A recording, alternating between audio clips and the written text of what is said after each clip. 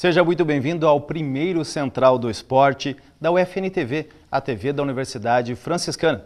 Começando pelos destaques e os nossos convidados, Rogério Gereta Júnior, seja muito bem-vindo. Tudo bem, Quintana? Tudo certo? Vamos falar também de Copa do Mundo hoje, né? A gente estreia uma série aí para falar da história, de curiosidades, junto com o professor Alexandre Macari do curso de História e, claro, essa história toda vai passar aqui pelo Central do Esporte. Um quadro que está imperdível. Também conosco o nosso camisa 10, professor Gilson Piber. Olá, professor. Tudo bem, Quintana? Beleza pura. Vamos falar de futsal, série bronze, né? A rodada do fim de semana não foi boa aí para os representantes aqui de Santa Maria e de Itaara. E também conosco um convidado que já é sócio do programa do antigo Central do Esporte e segue sócio do novo programa, o técnico classificado na divisão de acesso, Vinícius Munhoz. Tudo bem, Vinícius? Tudo bem, Quintana. Agradecer o convite, né? Dar minha saudação ao professor Gilson, né? O Rogério também. Sempre um privilégio estar com vocês, né? E numa estreia melhor ainda. Para nós é uma honra, a gente sabe que o Vinícius ainda viaja hoje, né, para o jogo de manhã contra a partida do Aimoré. A gente agradece muito a participação aqui no programa. Vamos começar então falando dessa classificação, dessa campanha do Internacional de Santa Maria. Vamos ver aqui na tela então como que foi essa campanha até o momento, ainda há uma partida a disputar.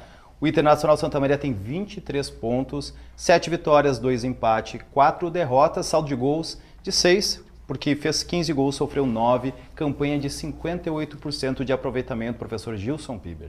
Campanha satisfatória, né? Bem satisfatória. O Inter que largou com 2 derrotas, né? Perdeu para o Aimoré em casa e depois para o Grêmio Bagé fora, se recuperou e hoje, né? Hoje não é à toa que é o líder, né, da chave A. A equipe tem um padrão de jogo bem desenvolvido. Não é só uma equipe, é um grupo de jogadores. O Vinícius tem mexido nessa equipe quando necessário, tem buscado alternativas no banco e vem dando resultado. Sobretudo, o amadurecimento da equipe, né? A tranquilidade, a paciência para suportar a marcação forte, como foi domingo contra o Grêmio Bagé. Ganhou por 1-0, poderia ter ganho por 2-3, foi superior, teve mais volume de jogo, mas ganhou por 1-0, suficiente, né, contra um adversário que veio para se defender, montou uma estratégia, né, de marcação forte, e o Inter SM teve tranquilidade, com apoio do torcedor, para chegar ao gol da vitória. A palavra do professor Gilson Piber, Vinícius, em relação a esse amadurecimento, essa curva ascendente, como é que tu configura essa classificação, esse desempenho na campanha do Internacional de Santa Maria? Eu vi uma crescente, né, do Internacional de Santa Maria ao longo da competição. Eu vejo com muita dificuldade a manutenção de desempenho ao longo de 14 rodadas, né? Conseguir ter uma estabilidade, né, em 14 rodadas, e as equipes, todas elas dentro da nossa chave, experimentaram alguma oscilação ao longo do campeonato. O Internacional de Santa Maria foi no início, né? Nós temos agora equipes que lideraram boa parte do campeonato e estão experimentando oscilações, né, como o Pelotas com a última derrota que teve, o Aimoré está a 3 jogos sem vitória, né?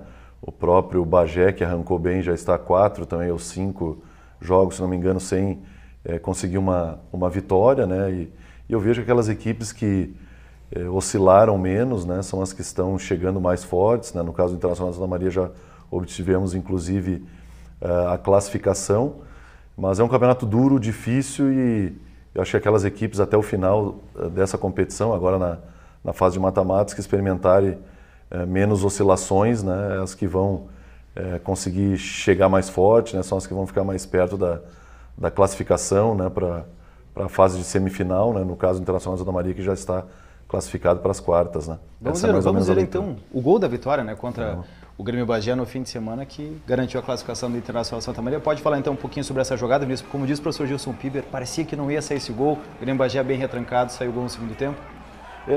Duas propostas diferentes, né, de jogo. O Bagé é muito claro para todos que estavam presentes no estádio, né, que veio para buscar um ponto aqui em Santa Maria, especular talvez um gol num contra-ataque, né. Em contrapartida, o Internacional de Santa Maria, dentro da sua característica, né, com muita mobilidade dos seus jogadores, valorização da posse de bola. O Grêmio Bagé, além dessa estratégia de jogar um pouco atrás, né, mais marcando o Internacional de Santa Maria do que jogando ou até mesmo contra-atacando, Além disso, é uma equipe muito experiente, um treinador que conhece a competição, jogadores que igualmente conhecem a competição também, né? Truncaram o jogo dentro da estratégia que montaram, mas nós, né, com muita paciência, com muita sabedoria, né, e eu comungo também das palavras do professor Gilson, com muita maturidade, conseguiu aí ter a sabedoria necessária, a tranquilidade, até por vezes necessária para conseguir o gol. E nós sabíamos que em fazendo um gol na partida pela postura do Bagé, estaríamos muito próximos da vitória, que nos daria a classificação e as coisas aconteceram exatamente assim. No gol, rapidinho, no gol o Chiquinho dá um passe de calcanhar para o Jadson, que entra a área dentro, o Chiquinho vem, dá esse toque que a imagem não pega, né, de calcanhar, o Jadson cruza, o Jackson toca, o goleiro Gil defende e no rebote o gol do Pablo. Né, 23, 24 do segundo tempo. E fazer uma brincadeira, faria esse gol, Gereta? Olha, eu acho que sim, eu acho que eu faria. Pode ser que eu estasse, de repente, na trave lá. O que me chama a atenção na jogada do gol, sabe o que é?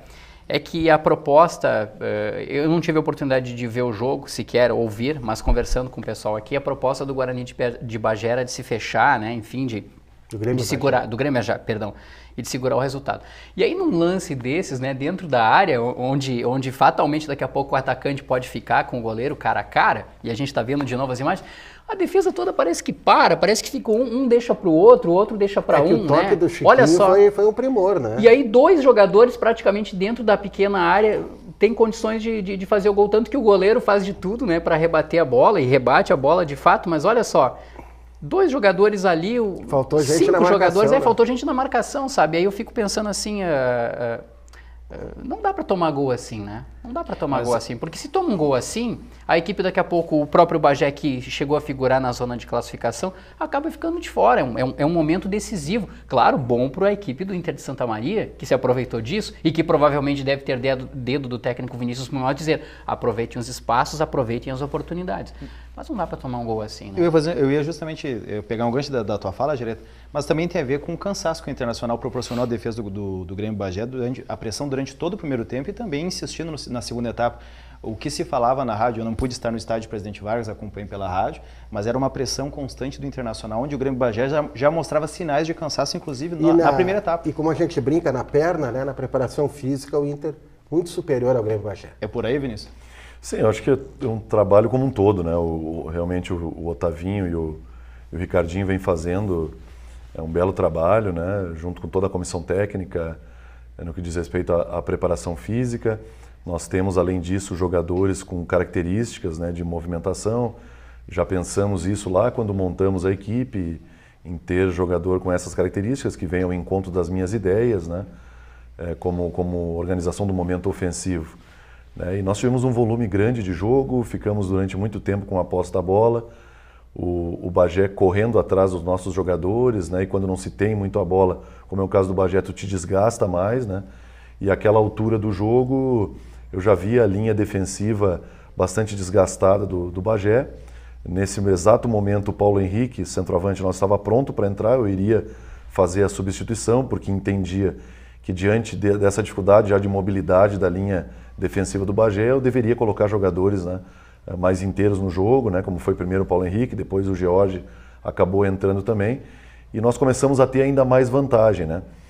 No primeiro tempo e início do segundo tempo, com mais volume de posse de bola, porém com dificuldade de infiltração, mas a partir do gol ali a gente começou a experimentar mais infiltrações também pelo desgaste da linha defensiva do Bagé e pela entrada também de jogadores mais descansados na partida, né? Então acho que é um conjunto, né, que possibilitou essa vitória do Internacional, um conjunto que vem possibilitando essa campanha da equipe, né? Um misto de trabalho, característica dos jogadores, né? E essa maturidade que a equipe vem adquirindo também, né? Eu acho que esses são alguns aí dos segredos, né? Dos ingredientes aí que fazem parte do Internacional de Santa Maria nessa primeira fase da competição. O Sr. Gilson Pirbo destacou corretamente o toque de calcanhar do Chiquinho, do meia Chiquinho.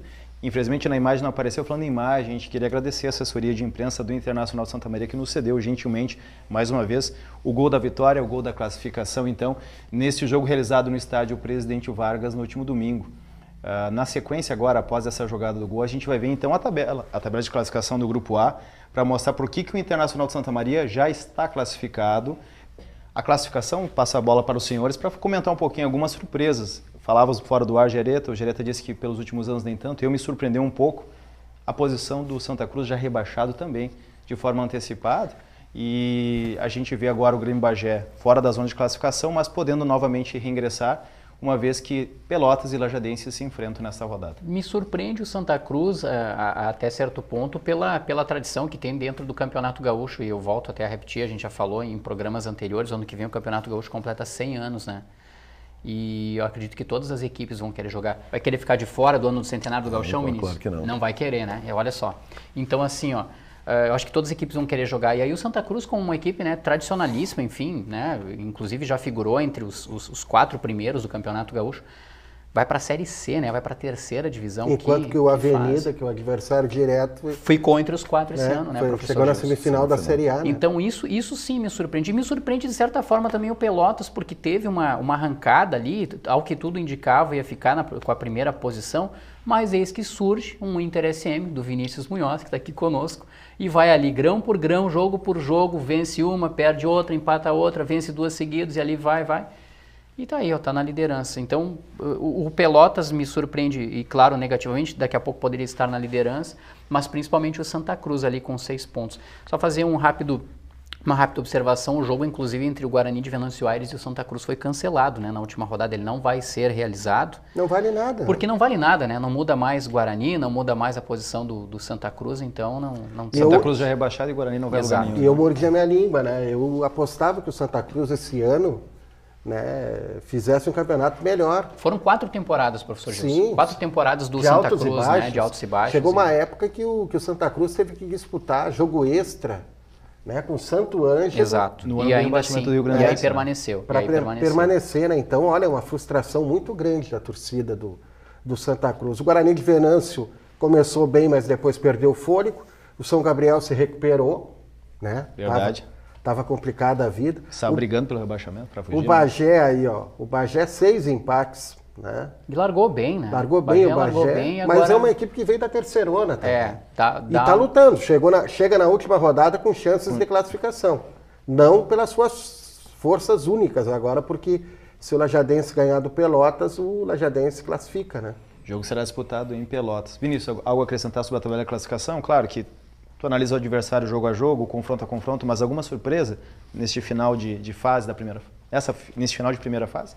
Se nós pegarmos o início, né, de equipes tradicionais ali como Pelotas, como a Aimoré, né, que chegaram a ficar ali 4, talvez 5 pontos, né, de distância, essas duas equipes do terceiro e do quarto, né, nas últimas rodadas devido à oscilação que comentávamos há pouco, né, acabaram ali ficando um pouco para trás, né, o Inter de Santa Maria no número de vitórias ali acabou ultrapassando o Pelotas, né? Mas é o que nós vínhamos comentando antes, né? No campeonato de 14 rodadas, por vezes essas surpresas acontecem, porque é difícil tu ter a manutenção de desempenho e de resultado, né?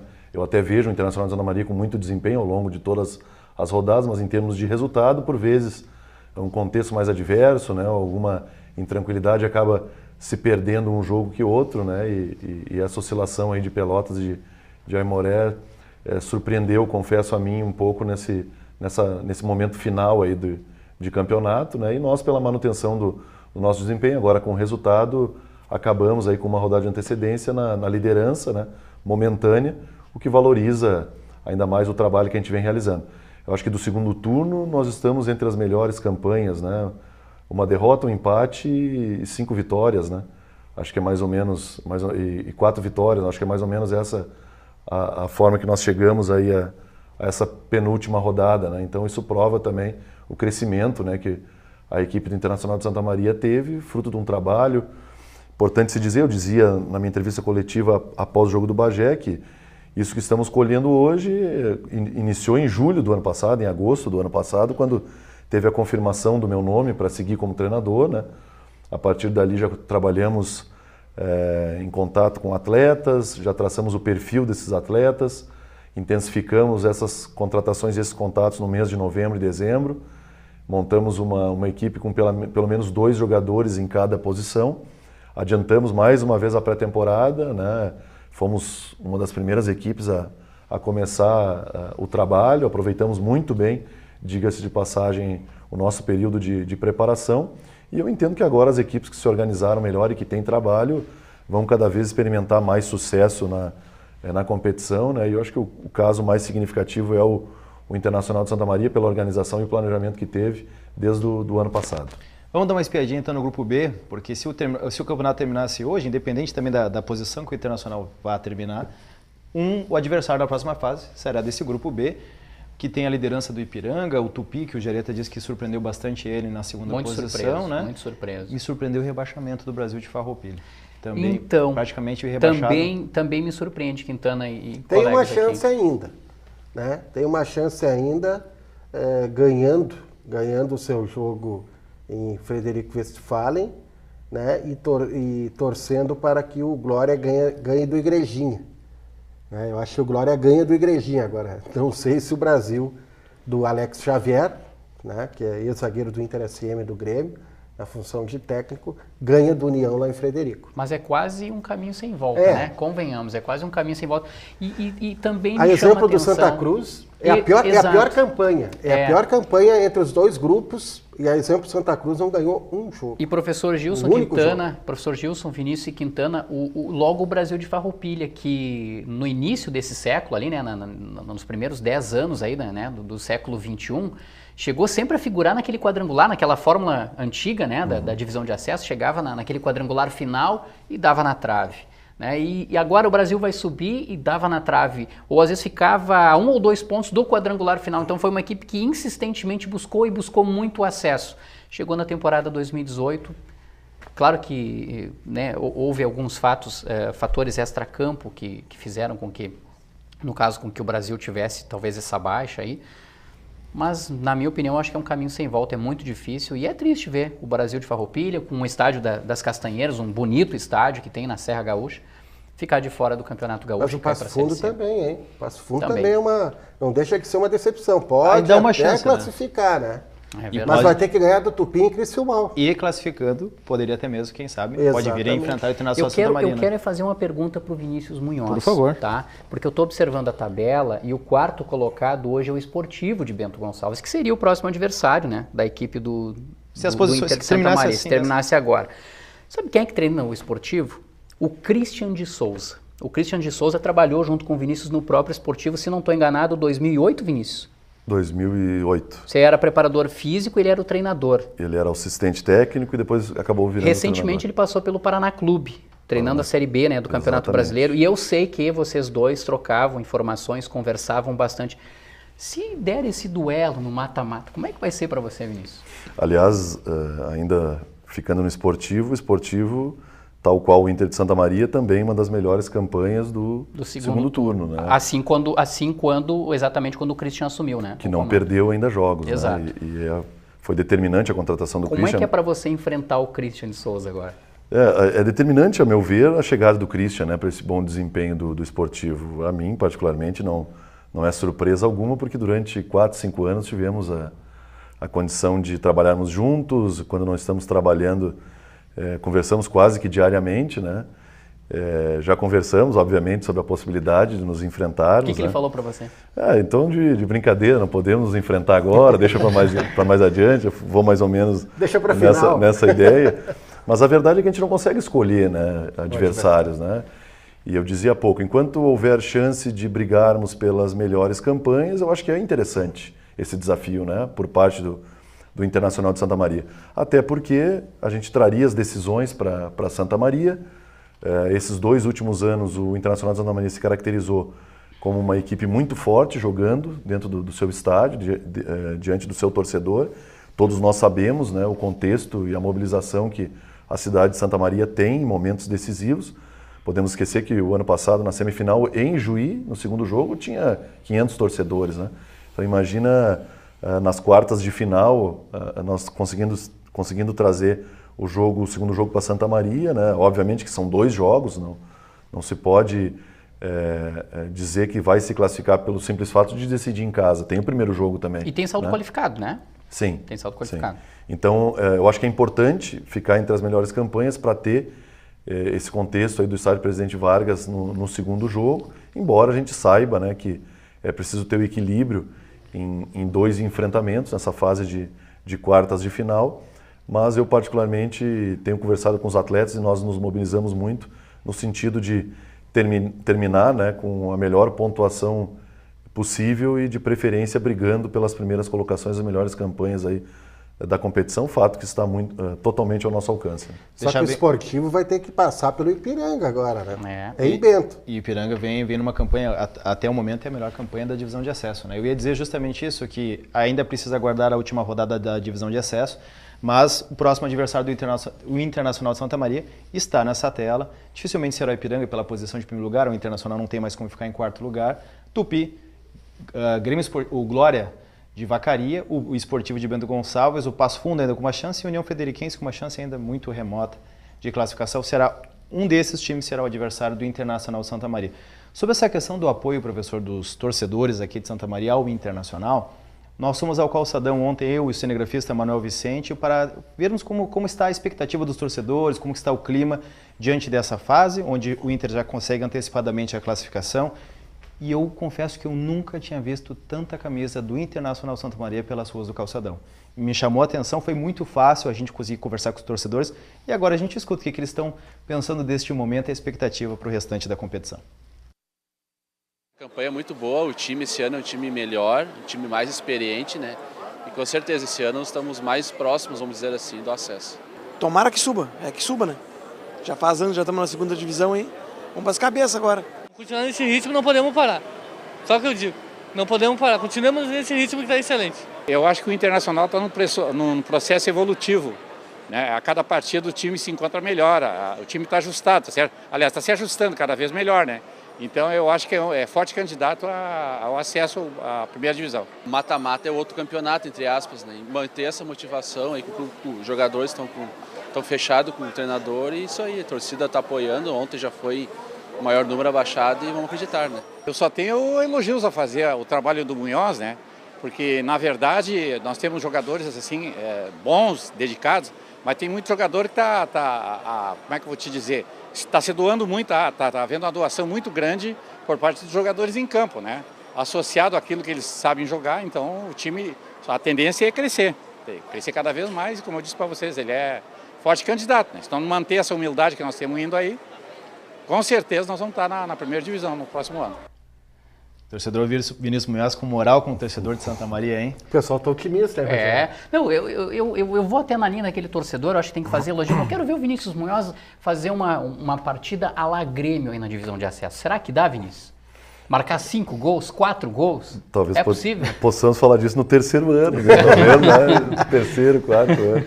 Pô, o homem veio ano passado, montou um time do zero, levou até a semifinal. Esse ano montou praticamente do zero. Mudou levou bastante de novo. Eu acho que essa linha já está correndo, hein?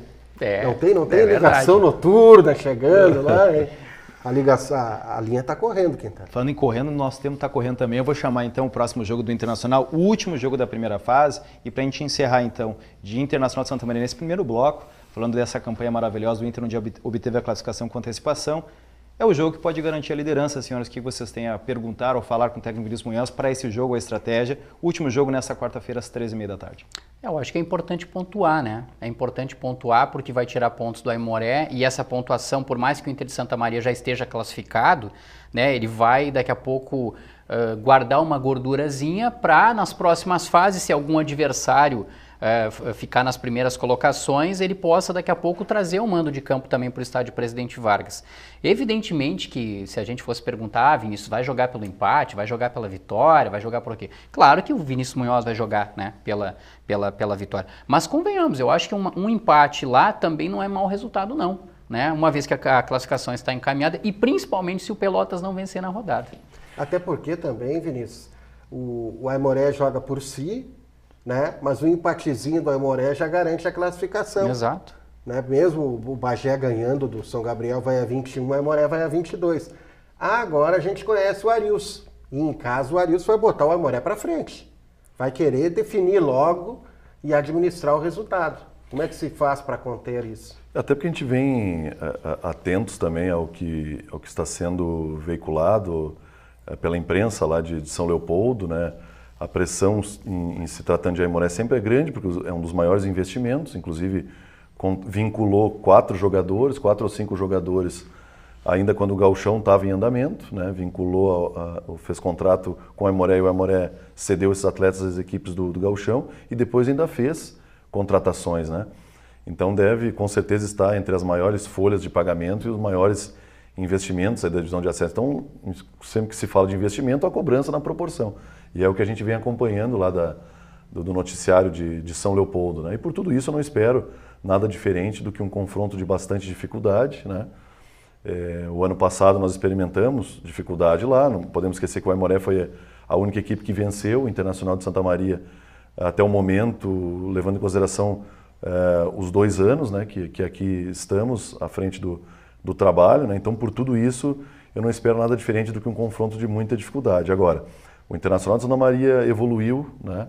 O Internacional de Santa Maria se capacitou, o trabalho está começando a fazer a diferença. Eu penso que independente da busca pelo resultado, nós temos que, anterior a isso, buscar o desempenho, buscar a competitividade, ter esse apetite que eu vejo os jogadores no dia a dia se preparando bem através dos treinamentos e levando isso para os jogos, né? Eu acho que isso é anterior a se pensar no resultado. Ganhar de qualquer jeito, né? Eu acho que tem que estar fora desse contexto. O Bagé, acho que é um exemplo disso, né? Que tentou aqui levar um ponto de tudo que foi forma, menos com uma estratégia para ser mais efetivo em relação a esse ponto que talvez viesse buscar aqui, né? E nós não podemos entrar nessa pilha também, né? De levar o jogo para uma situação que a gente não vai conseguir controlar, né? Que é se deixar influenciar pelo contexto, torcedor, arbitragem, alguma possível provocação que os jogadores do Aimoré possam fazer pela ansiedade que está envolvida no jogo, né? Querer intimidar os nossos atletas.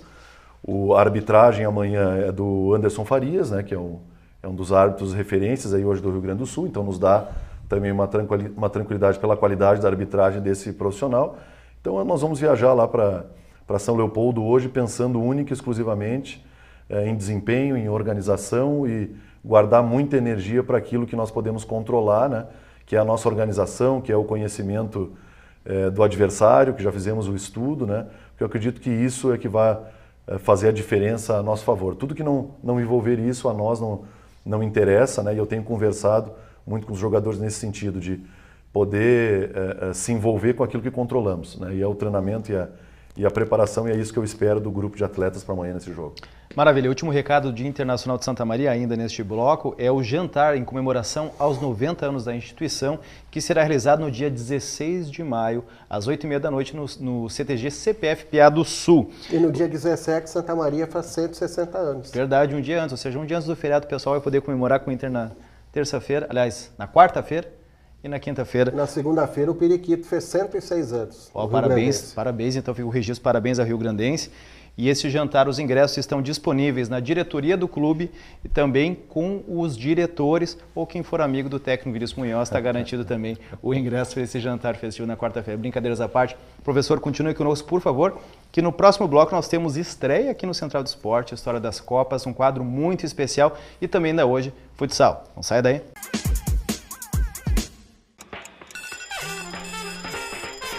A Luísa tá indo pra aula. A Ana e o Alex também. E você? Já escolheu ser universitário? Um novo mundo se abre para quem faz essa escolha, cheio de desafios inéditos e muita conquista pessoal.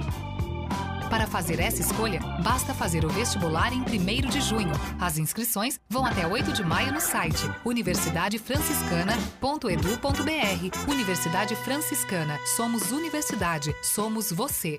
Ao folhear diferentes mundos no mesmo lugar, através das palavras procura encontrar novas visões para entender que para diferente ver, basta querer ler. Imagino lugares ao pensar o quão colorido poderia estar, iluminando cada um deles, através da leitura, transformar. Feira do Livro 2018. Há 45 anos, mudando realidades. De 28 de abril a 13 de maio, na Praça Saldanha Marinho. Voltamos então com o Central do Esporte agora com uma estreia aqui na UFN TV, um quadro muito especial. Gereta, conta o pessoal aí de casa como é que foi essa ideia junto com o professor Alexandre Macari, aqui do curso de História da nossa instituição, para resgatar um pouquinho do que é esse sentimento, toda essa riqueza da construção da Copa do Mundo. Sim, Quintana, 2018, telespectadores também, é ano de Copa do Mundo, todo mundo já sabe, né? E lá vai o Brasil com o técnico Tite para buscar o Hexa e tudo mais. E nos bastidores aqui da UFN TV, ainda a TV Unifra, né? Nós conversávamos muito sobre o que fazer de diferente para levar até quem nos acompanha pelo YouTube ou pelo canal 15 da NET, um pouquinho da história das Copas, né? Mais do mesmo? Não, acho que vamos buscar umas curiosidades e tudo mais.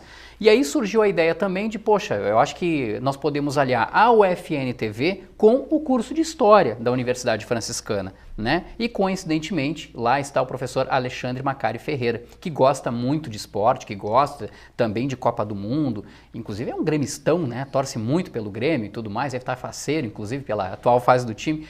Resolvemos então fazer um contato com ele, trocarmos umas ideias e surgiu então o episódio História das Copas, que pelas próximas edições do Central do Esporte a gente vai estar rodando aqui mostrando para o pessoal. Então hoje nós vamos conferir a história das Copas de 1930, 34 e 38.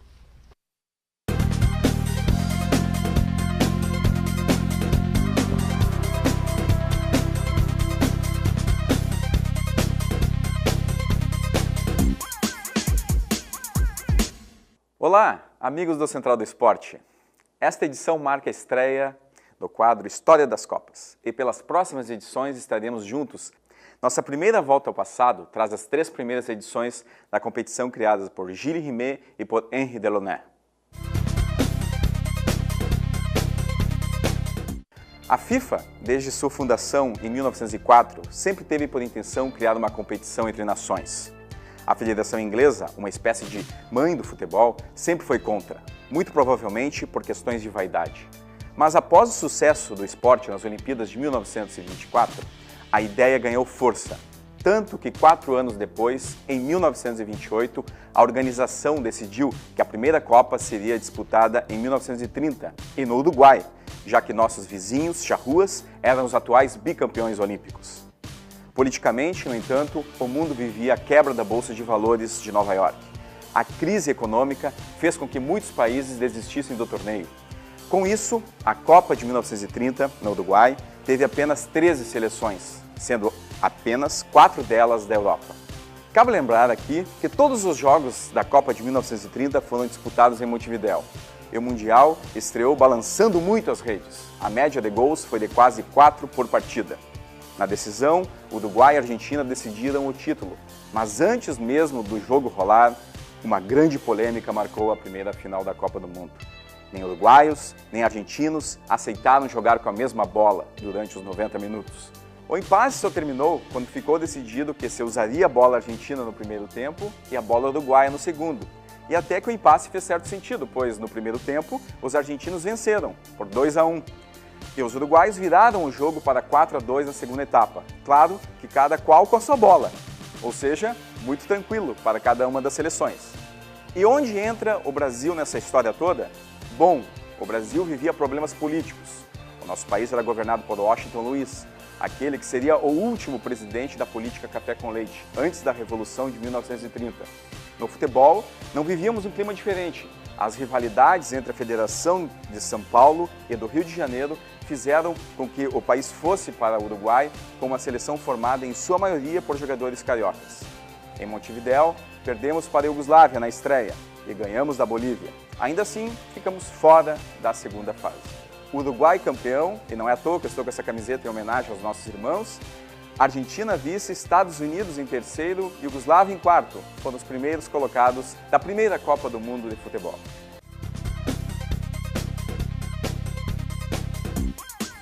Quatro anos depois, o mundo já vivia um clima de guerra por conta do surgimento do nazismo na Alemanha e do fascismo na Itália, país sede da Copa do Mundo de 1934. Do lado de cá do oceano, o Brasil vivia a Era Vargas, que se preocupava em levar vantagem nas relações políticas e econômicas com os outros países do mundo. Mas voltando à Copa do Mundo, a discórdia brasileira permanecia. Desta vez, o racha agora era entre a amadora Confederação Brasileira de Desportos, a CBD, e a profissional Federação Brasileira de Futebol. O resultado disso foi outro fracasso. A Copa de 34 adotou o modelo de jogo único na primeira fase e nós perdemos para os espanhóis por 3-1. A Copa de 34, aliás, foi marcada por partidas muito violentas. O Uruguai boicotou o torneio porque 4 anos antes, muitos europeus não estiveram na Copa que ele organizou. Nos bastidores, Benito Mussolini ditou o tom altamente político-ideológico para propagandear o fascismo. Ele construiu vários estádios, sendo que alguns estão em pé até hoje. Além disso, pavimentou o caminho para que os italianos ganhassem a competição, permitindo, inclusive, a naturalização de descendentes, como o craque argentino Luiz Monti, que jogou a final da Copa de 30 pela seleção argentina, mas que agora vestiria a camisa azul da Itália e levaria o país ao título. A Itália sagrou-se campeã ao vencer a Tchecoslováquia na prorrogação, por 2-1, agradando aos italianos e ainda mais ao fascista Benito Mussolini. Itália campeã, Tchecoslováquia vice, em terceiro Alemanha, Áustria em quarto. Foram as primeiras colocadas da Copa de 1934.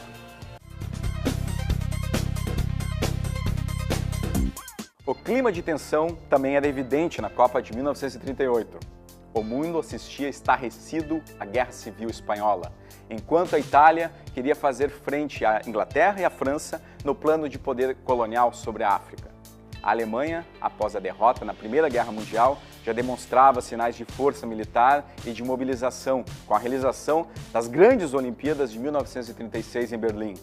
A Alemanha, inclusive, jogou a Copa de 38, com a suástica no peito e contou com 9 jogadores austríacos, país que já havia sido incorporado pelos nazistas.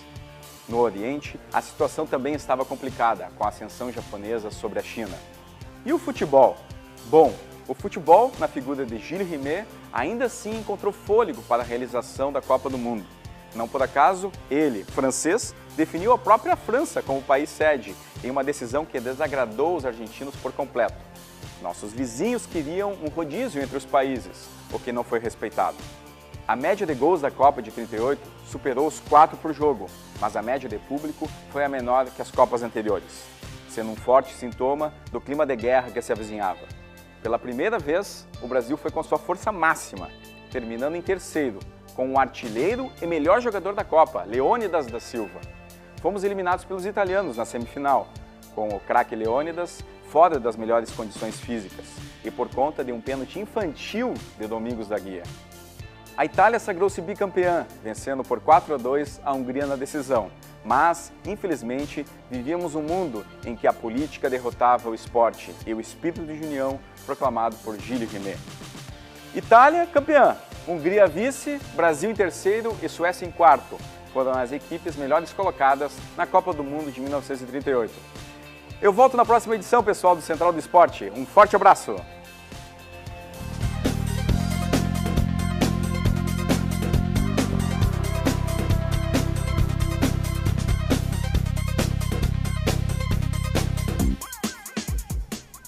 Um forte abraço também ao professor Macari e parabéns por essa série Jareta junto com o professor, muito bem construída. E tem mais, hein? Tem muito mais aí, muito mais curiosidades. Agora, o que me chamou a atenção nesse primeiro episódio aí, pessoal? Lá desde 1930 nós já tínhamos briga, né, envolvendo, hoje CBF, né, na época a Confederação Brasileira de Desportos, essa questão política também envolvendo, por exemplo, ali a Alemanha nazista, né, com 9 jogadores austríacos na Copa de 38, a Itália fascista do Mussolini fazendo de tudo para ganhar a Copa de 34. Isso é um lado que a gente não gostaria muito de mostrar, mas faz parte da história, né? O futebol atravessando, né, o campo político, econômico e social.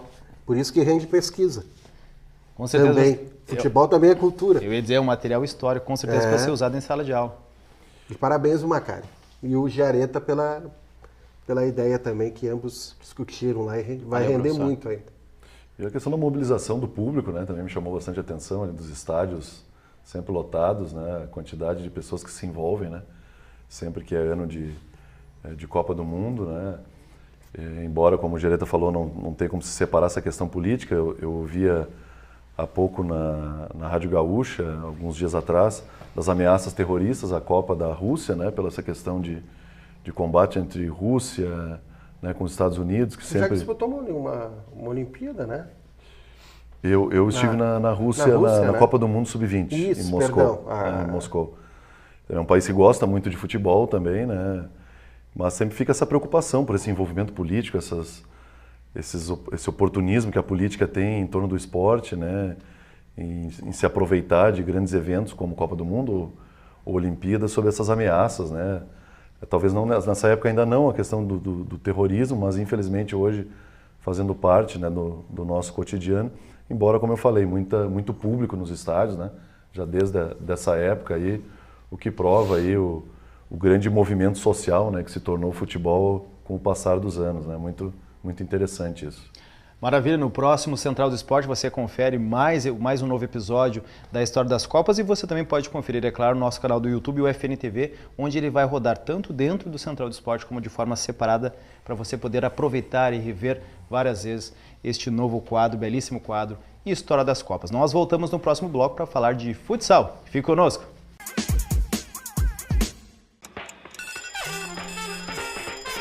A Luísa tá indo pra aula. A Ana e o Alex também. E você? Já escolheu ser universitário? Um novo mundo se abre para quem faz essa escolha. Cheio de desafios inéditos e muita conquista pessoal.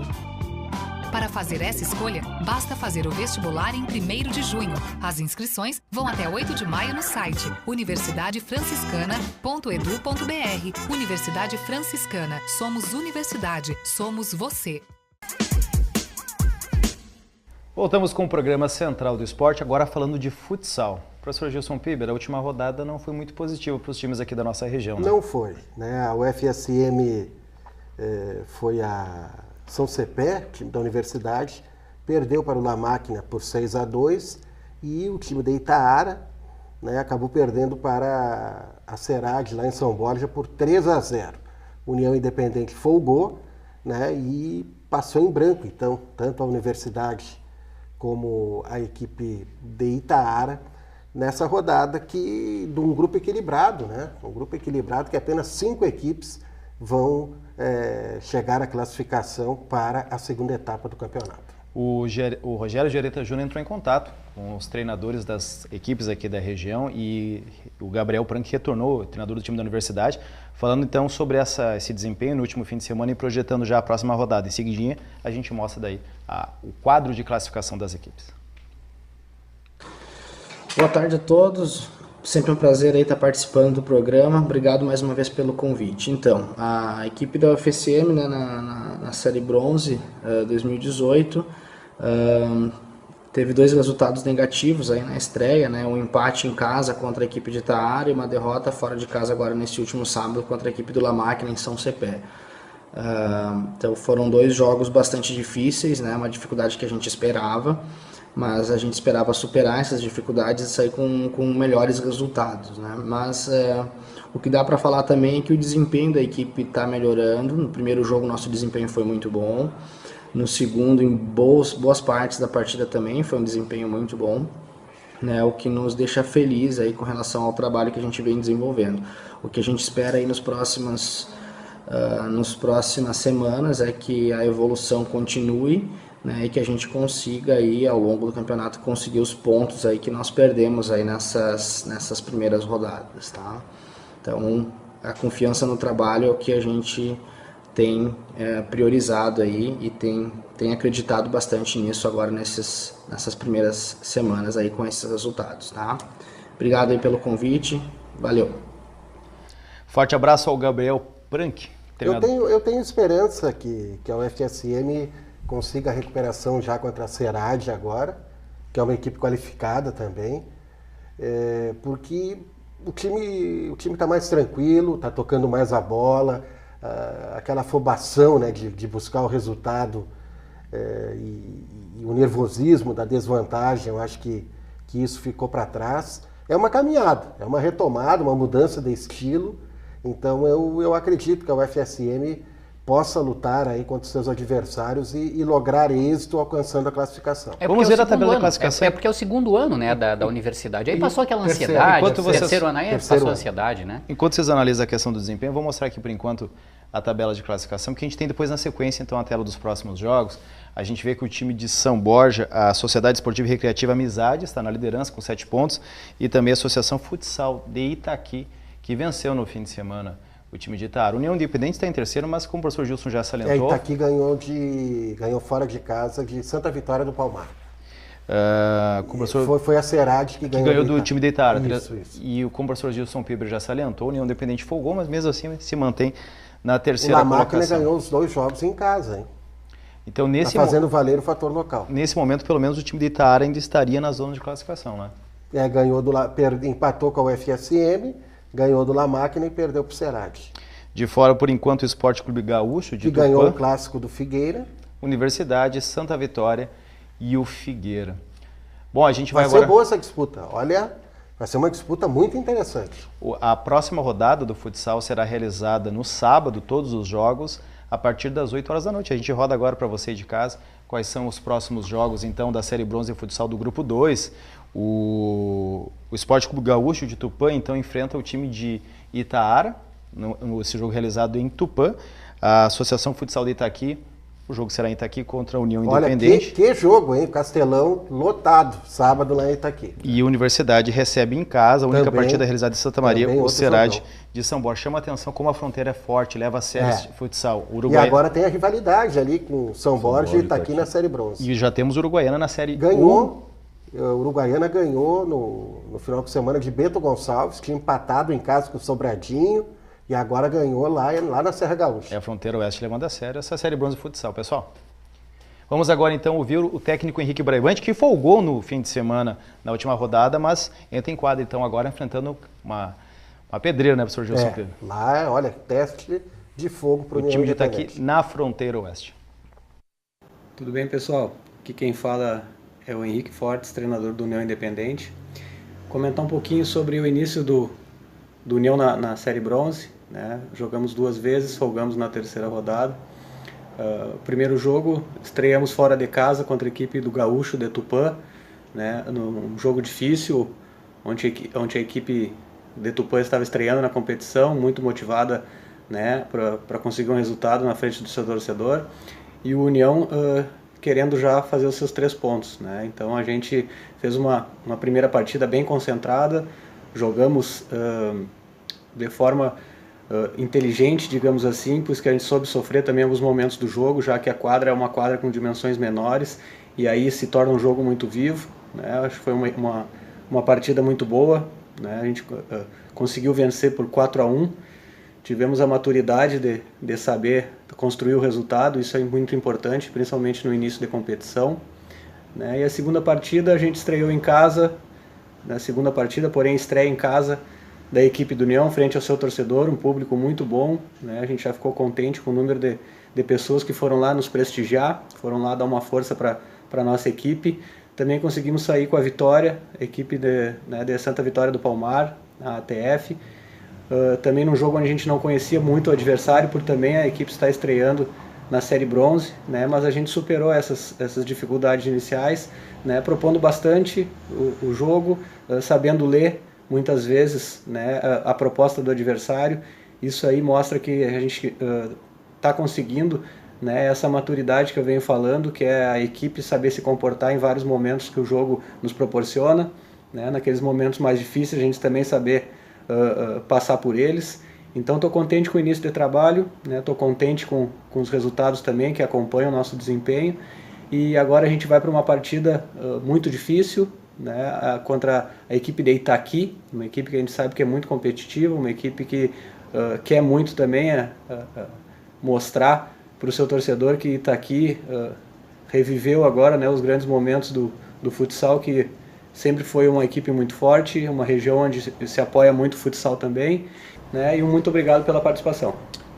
Grande abraço, Henrique Fortes Braibante, treinador do União Independente. Considerações finais, senhores?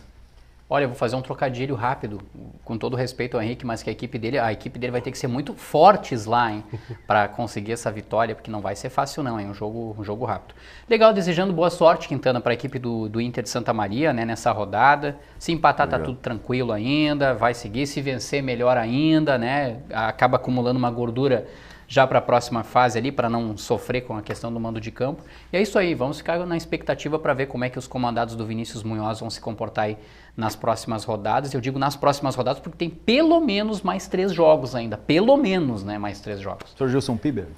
Olha, eu aproveito para parabenizar, né, em loco aqui o professor Vinícius Munhoz, a comissão técnica, a diretoria do Inter SM, os vários departamentos apoiadores, e o torcedor do Inter SM. Algo gratificante, né? Você faz a cobertura do jogo, a gente está fazendo lá pela equipe da Rádio Universidade e UniFM, né? com a equipe do Radar Esportivo, e a felicidade do torcedor do Inter SM, aquela alegria de sair do estádio com a vitória, com o time jogando bem, e o sonho de voltar para a elite do futebol gaúcho. Isso é algo que renasce no torcedor alvirrubro. Então, de parabéns o Vinícius. Segundo ano, né? Eu brinco com ele, ele está se especializando em montar time. E aquilo que eu falei é verdade. A linha vai tocar, a linha vai correr. Professor Vinícius, muitíssimo obrigado pela sua participação. A gente sabe da agenda. Hoje mesmo o Internacional vai viajar para São Leopoldo, onde enfrenta o Aimoré. E boa sorte no jogo, né? Agradeço mais uma vez, né, Quintana, o convite. Sempre bom estar na companhia aqui do Gilson. Mas nós somos corneteiros também, não tem só abraço, não. Eu sei disso. Leva lá a sua Aimoré amanhã, o bicho vai pegar. A corneta rola no WhatsApp, né? No aplicativo, né? A corneta rola no aplicativo. A gente sabe, faz parte. Mas eu fico muito lisonjeado, né, pelo trabalho que a gente vem realizando. Obviamente que o treinador é o porta-voz, sempre é o que fica mais exposto, né, seja para explicar esse momento agora de classificação, de vitórias, ou até mesmo nas derrotas, né? Empates que por vezes acontecem, mas a verdade é que tem muita gente envolvida sempre no trabalho, né? E eu acho que desse envolvimento de várias pessoas, eu deixo aqui meu agradecimento também ao grupo de atletas, né? Nós temos mais uma vez, pelo 2º ano consecutivo, um grupo maduro, um grupo que sabe o que quer, né? Eu sou testemunha do empenho dos atletas no dia a dia, né? Da representatividade que o clube, que o Internacional de Santa Maria tem no estado do Rio Grande do Sul e que esses atletas honram essa camisa, né? Compraram a ideia do clube, compraram o planejamento, né? Então, tudo que a gente vem colhendo e vem conquistando só é possível graças ao empenho desses atletas, né? E por vezes o nosso torcedor, vocês da imprensa que não convivem no dia a dia, não tem tanto acesso aos atletas, né? Mais nos jogos e nos jogos também se empenham demais, né?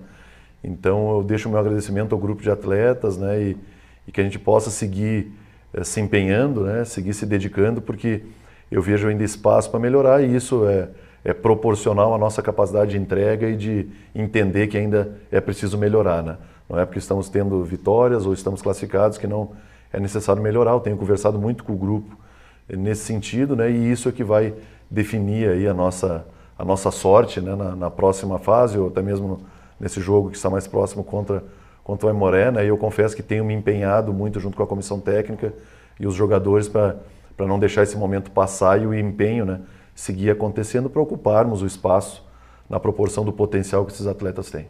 Professor Vinícius, muitíssimo obrigado mais uma vez pela sua presença. Estendo o agradecimento à assessoria de imprensa do Internacional de Santa Maria, que nos enviou o material e também garantiu a presença do professor Vinícius Munhoz aqui no nosso programa Central do Esporte, o primeiro da UFN TV. Parabéns para toda a equipe da TV franciscana, né, pelo novo cenário, né, pelas artes, enfim. Muito bonito. Parabéns, gurizada. Olha, trabalho de primeira.